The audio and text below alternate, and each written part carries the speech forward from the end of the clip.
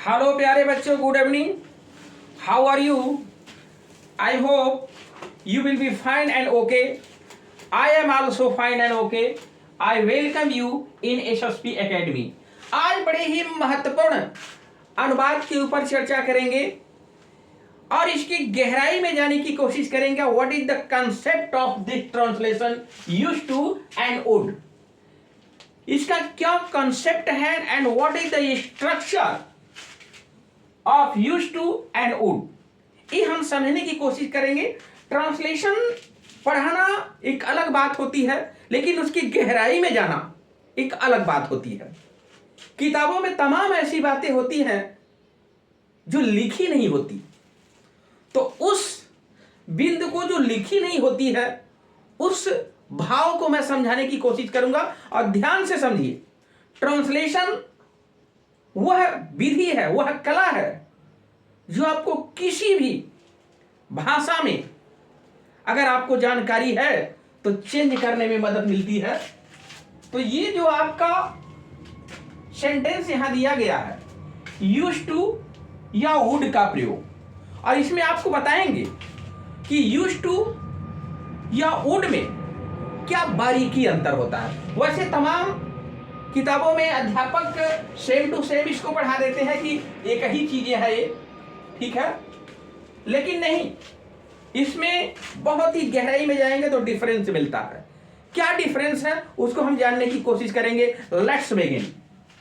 यहां देखिए, पहले ये समझ लीजिए, जब बीते हुए समय में, भाव को समझिए, यानी अतीत में, ये पास्ट इंडेफिनिट टेंस का ये वाक्य होता है। तो जब बीते हुए समय में कर्ता के आदत को प्रकट किया जाता है तो यूज्ड टू या वुड का प्रयोग करते हैं। जैसे वह खेला करता था, वह पढ़ा करता था, वह जाया करता था, वह सोया करता था, वह चाय पिया करता था। ये जो सेंटेंस हम बोल रहे हैं, ये सेंटेंस हम दर्शा रहे हैं कि अतीत में कर्ता की हैबिट क्या थी। तो ये जो यूज्ड टू होता है, ये वुड होता है, ये दर्शाता क्या है? ये हैबिचुअल एक्शन बताता है। क्या बताता है? हैबिचुअल एक्शन बताता है। इस चीज को आप ध्यान दीजिए, कर्ता के हैबिचुअल एक्शन को यूज्ड टू या वुड एक्सप्रेस करता है। तो you should understand clearly what is the concept of used to and would. तो जैसे यहां देखिए, स्ट्रक्चर आपका मैंने दिया है, subject used to, first form, object. अब इसके भाव को समझिए। मैं चाय पिया करता था, मैं चाय पीता था नहीं, मैं पीता था, वो पास्ट इंडेफिनिट का सिंपल वाक्य हो जाएगा, सामान्य वाक्य। ये कह रहा है कि मैं चाय पिया करता था, या मैं दवा खाया करता था, या मैं सोया करता था। कब? पास्ट में, अतीत में। What is the action of the subject. तो जो अब यहां पर ये कह रहा है कि मैं चाय पिया करता था, पिया करता था, तो ये जो पीने की प्रक्रिया थी मैं की, ये उसकी हैबिट थी, ये हैबिचुअल उसका एक एक्शन था। तो इसको जब हम बनाएंगे तो ये लिखेंगे आई यूज्ड टू। जानते हैं चाय पीने की अंग्रेजी क्या होती है? ड्रिंक नहीं होता। ड्रिंक वह चीज होती है जो मुंह से लगाओ, गट गट गट गट पी जाओ, जैसे पानी, दूध, शरबत। लेकिन जो ही चाय पियोगे तो चाय को ऐसा लगा गट गट गट गट नहीं पियोगे, पी जाओगे क्या? जल जाएगा। तो अब यहां पर जो चाय पीने की अंग्रेजी है वो क्या होती है? सिप होती है, जिसको चुस्की लेना या टेक कहते हैं। तो यहां पर आप टेक कर दीजिए, टेक, या SIP, सिप माने चुस्की लेना। तो अब ये चीज, ये जो टेक है, याद रखिएगा, परीक्षा देने की अंग्रेजी टेक होती है। जैसे I take the exam, take की बात मैं बता रहा हूं। और दवा खाने की अंग्रेजी भी टेक होता है, आई टेक द मेडिसिन। तो ये जो टेक होता है वो 3 जगह प्रयोग करते हैं। एक तो चाय पीने की अंग्रेजी भी टेक होती है, परीक्षा देने की भी अंग्रेजी टेक होती है, और तो ये जो तीसरा आपका होता है, क्या मैं बता रहा हूं, ध्यान से समझिए, मैंने क्या क्या बताया। चाय पीने की अंग्रेजी, दवा खाने की अंग्रेजी, परीक्षा देने की अंग्रेजी टेक होती है। तो I used to take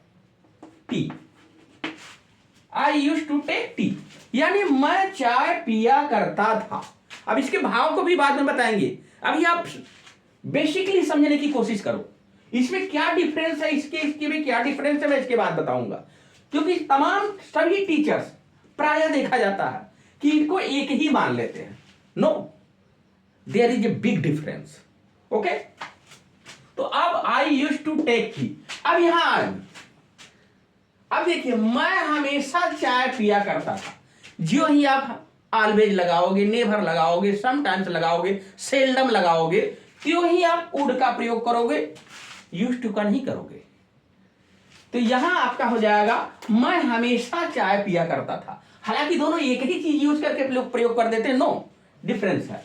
I always, अब ये समझने की कोशिश करो, ये जो ऑलवेज आप लिख रहे हो ये गलत हो रहा है कि सही हो रहा है, ये ध्यान से समझने की कोशिश करिए। स्ट्रक्चर पहले देखो, स्ट्रक्चर आपका क्या कह रहा है, ये गलती मत करिए। ये स्ट्रक्चर कह रहा है कि वुड, सब्जेक्ट वुड, और वुड के बाद ही हम ऑलवेज या नेवर का प्रयोग करते हैं, तो ये गलती मत करिएगा। तो आई वुड, हमेशा, तो हमेशा की अंग्रेजी क्या लिखोगे, यहां ऑलवेज लिखोगे। कहां लिखोगे, वुड के बाद, अब मुख्य क्रिया के पहले। तो I would always take tea. अब इसमें देखिए, मैं फुटबॉल खेला करता था, ये नहीं कह कि मैं फुटबॉल खेलता था, ऐसे नहीं कह रहा कि मैं फुटबॉल खेला करता था। तो मैं फुटबॉल खेला करता था कब भाई, दैट इज पास्ट। अभी इसका बिग डिफरेंस भी हमें बताना है आपको, और ये तो एक अंतर मैंने बता दिया कि जब आप एक्स्ट्रा वर्ड को ऐड करोगे, जैसे ऑलवेज, नेवर, सेल्डम, तो ये चीजों के लिए हम किसका प्रयोग करेंगे, वुड का प्रयोग करेंगे। और जब एक्स्ट्रा वर्ड का यूज नहीं करेंगे तब हम यूज टू का प्रयोग करेंगे, इस बात का ध्यान रखिएगा। तो मैं फुटबॉल खेला करता था, ठीक है ना, कोई अतिरिक्त वर्ड तो नहीं जोड़ा गया। कौन खेला करता था, मैं। क्या खेला करता था, फुटबॉल। तो जो स्ट्रक्चर आपका है यहां पर क्या है, सब्जेक्ट। सब्जेक्ट क्या है, आई, हो गया।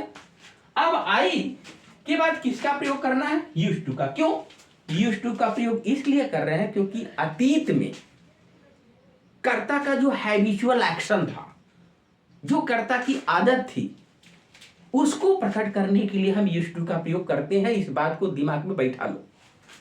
तो अब आई यूज्ड टू, ये टू लगता है, एक चीज और ध्यान दीजिएगा, ये किसी क्रिया के पहले टू लगता है तो that is non finite verb, that is infinitive, ये भी ध्यान रखिएगा। जैसे ये इंफिनिटिव भी बोल सकते हैं। ओके, अब यूज टू के साथ आया है यहां पे, तो I use to play football. I use to play football. यहां देखिए, मैं हमेशा फुटबॉल खेला करता था। अब हमेशा आ गया, या नेवर रखना है, सेल्डम रखना है, समटाइम्स रखना है। मैं हमेशा फुटबॉल खेला करता था। आई, ध्यान दीजिएगा, वुड लगाना है, तब ऑलवेज लगाना है। आई वुड, अब फिर आपका क्या होगा, ऑलवेज। ओके, ये ऑलवेज। अभी देखिए, अब वुड के बाद टू मत लगा दीजिएगा भाई, यूज टू के साथ रहता है। तो अब आई वुड ऑलवेज प्ले, प्ले क्या, फुटबॉल। अब इसके भाव को समझने की, अब करता कोई भी रहेगा, जैसे वह चाय पिया करता था, वह रहेगा तो ही कर दीजिएगा। वे चाय पिया करते थे, दे लगा दीजिएगा। तुम चाय पिया करते थे, यू लगा दीजिएगा। हम चाय पिया करते थे, वी लगा दीजिएगा। लड़के चाय पिया करते थे, बॉयज लगा दीजिए। लड़कियां चाय पिया करती थी, गर्ल्स लगा दो। तो करता जैसा रहेगा वैसा करता रखोगे। ओके, अब इसकी गहराई बताने जा रहा हूं। गहराई, दिमाग को खोल लो। क्या मैं गहराई बताने जा रहा हूं। इस गहराई को समझने के लिए आपको ध्यान देना। कैसे ये गहराई, अब ये ध्यान दीजिए कि इस तरह के सेंटेंसेस को समझने के लिए विदाउट, देखिए ये इनकम्प्लीट सेंस है। क्यों? मैं चाय पिया करता था, ध्यान से समझ लो। ये जनरली वाक्य बता दिया जाता है, ठीक है, लेकिन ये भाव पूर्ण नहीं है। That is incomplete. व्हाई? मैं चाय पिया करता था, मतलब जब मैं कोलकाता में था, भाव देखिए, तब मैं चाय पिया करता था। अधूरा वाक्य बोले, दिस इज ये कंप्लीट नहीं है, दिस इज इनकम्प्लीट सेंटेंस। मैं फुटबॉल खेला करता था, जब मैं हॉस्टल में था तब मैं फुटबॉल खेला करता था, जब मैं बीएचयू में था तब मैं फुटबॉल खेला करता। जो मूल क्लाज जो होता है वो क्लाज आपका छूट रहा है इसमें। अभी मैं इसके बाद उसको बता रहा हूं, यहां देख लीजिए। जब मैं दिल्ली में था तब मैं हमेशा चाय पिया करता। कोई ना कोई सेंटेंस इसके पहले का भाव जुड़ा है अतीत में। अब जैसे यहां पढ़ रहे हो, अभी थोड़ी कह दोगे कि मैं पढ़ा करता था, नहीं। अतीत में जब मैं आऊंगा कभी तो कहूंगा ना, मैं यहीं पढ़ाया करता था, या कहोगे तुम मैं यहीं पढ़ा करता था, तो वो कौन सी आदत हो जाएगी मेरी? अतीत की। समझने की कोशिश करो। जैसे किसी विद्यालय में पढ़ रहे हो, अभी पढ़ रहे हो, तो पढ़ रहे हो तो थोड़ी कहोगा कि मैं पढ़ा करता था। अरे भाई 10 साल 15 साल बाद आओगे, उसके बाद आके कहोगे, वहां पहुंचोगे तो कहोगे मैं यहीं पढ़ा करता था, यही स्कूल था, मैं यहीं पढ़ा करता था। या कहोगे जब मैं स्कूल में था तब मैं क्रिकेट खेला करता था। ये आपको प्रिंसिपल क्लाज और सबऑर्डिनेट क्लाज जब तक मिलाओगे नहीं तब तक इनके भाव कंप्लीट होंगे नहीं। जैसे मैं यहां आपको समझा रहा हूं, इसे समझने की कोशिश करिए आप।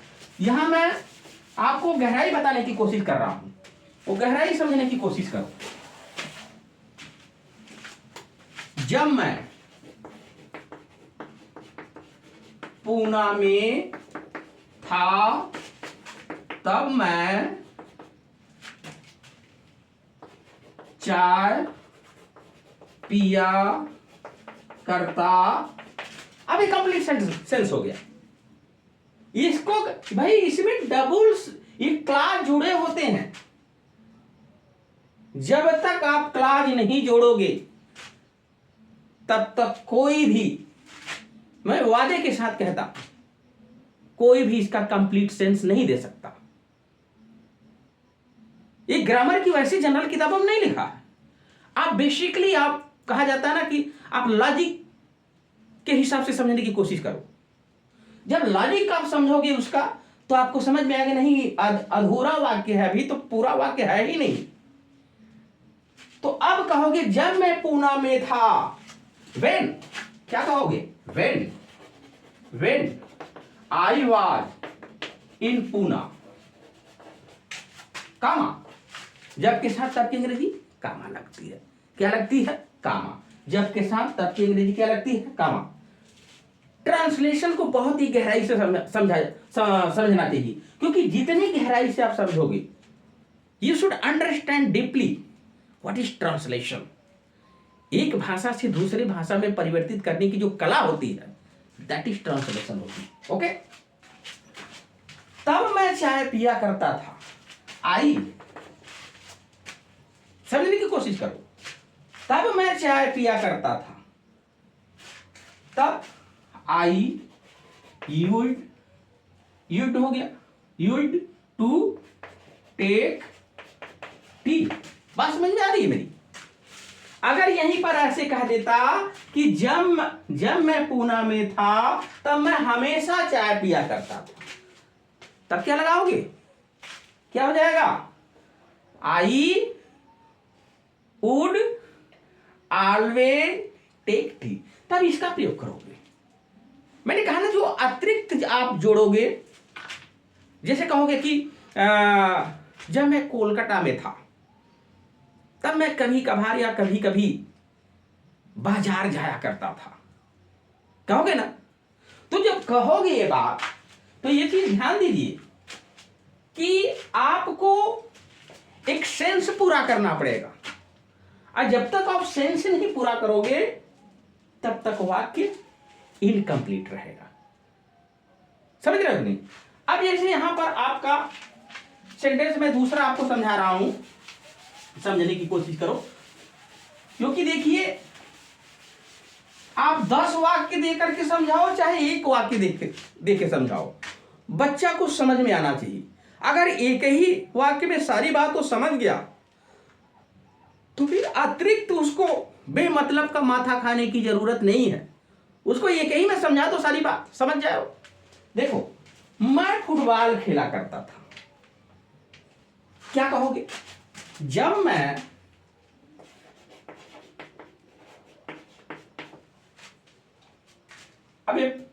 मैं हॉस्टल में था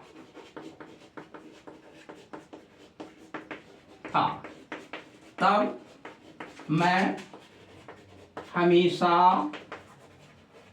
फुटबॉल खेला करता था। समझे बात को? अब कहने का जब मैं हॉस्टल में था, when I was in the hostel, क्या कहोगे? when I was in the hostel, HOSTEL,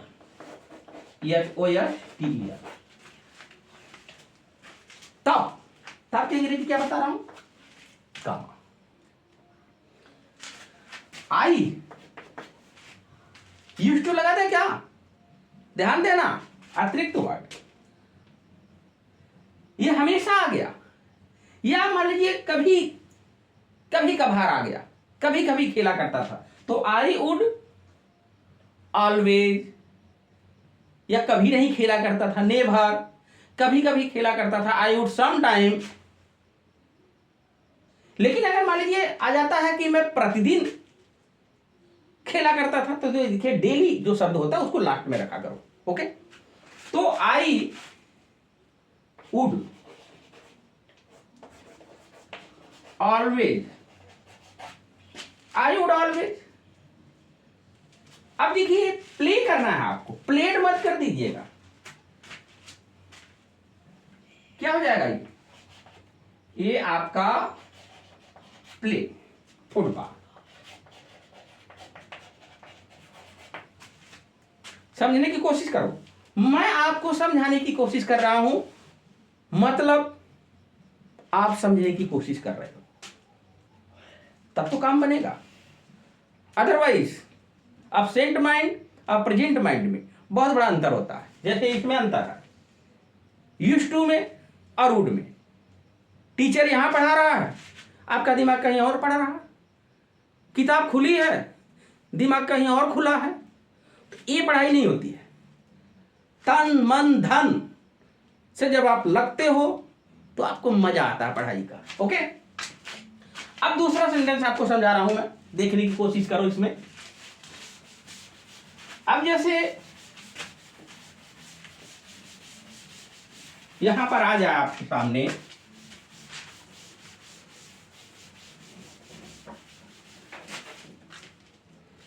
किसान हल चलाया करता था। कब? कब भाई? अतीत में,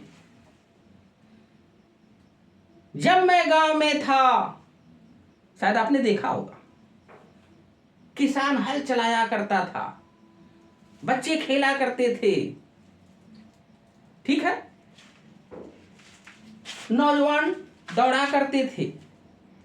ये आप क्लास में जब जाओगे तभी जाकर के इसका फुल सेंस पूरा होता है।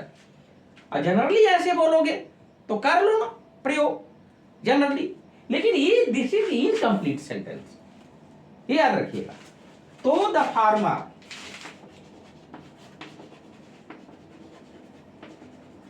यूज्ड टू प्लाउ, PLOUGH, हल चलाना हो गया उसका मतलब। प्लाउ का मतलब ही होता है हल चलाना। अब यहां किसान कभी कभी हल चलाया करता था, तब द फार्मर वुड समटाइम्स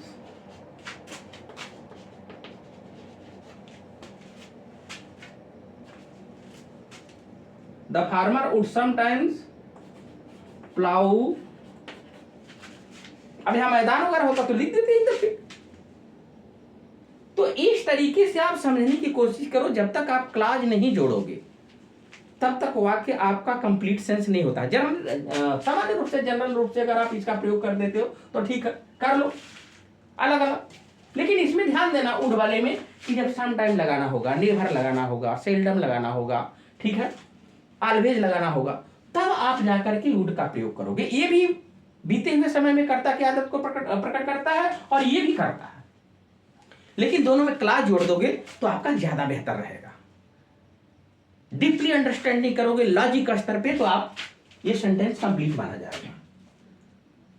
ठीक है, तो अब इस तरीके से आप इसकी शुरुआत करिएगा और समझने की कोशिश करिएगा यूज्ड टू और वुड में अंतर।